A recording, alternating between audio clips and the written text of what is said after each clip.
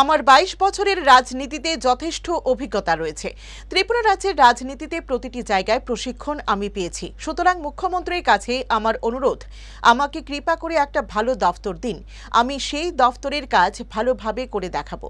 মঙ্গলবার সাংবাদিক সম্মেলনের মাধ্যমে এই মন্তব্য করেন বন দফতরের মন্ত্রী অনিমেষ দেববর্মা। তিনি বলেছেন, বন দফতর আমাকে দেওয়া হয়েছে, সেটা মন্দ নয়। আরও কিছু দফতর দেওয়া হয়েছে, কিন্তু সেগুলির চাইতে অন্য গুরুত্বপূর্ণ দফতরের দায়িত্ব আমাকে দিলে ভালো হতো, কেননা আমি কাজ করতে চাই।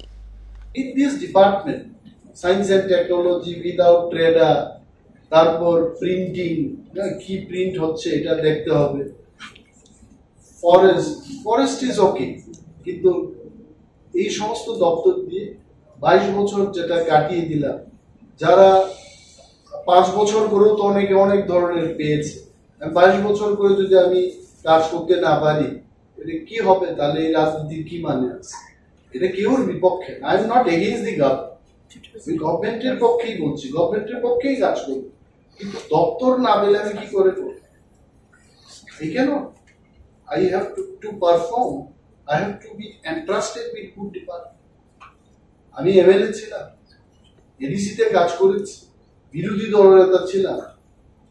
আই হ্যাভ, বলতে গেলে ত্রিপুরা রাজ্যের রাজনীতিতে প্রতিটি জায়গা আমার প্রশিক্ষণ আমি পেয়েছি।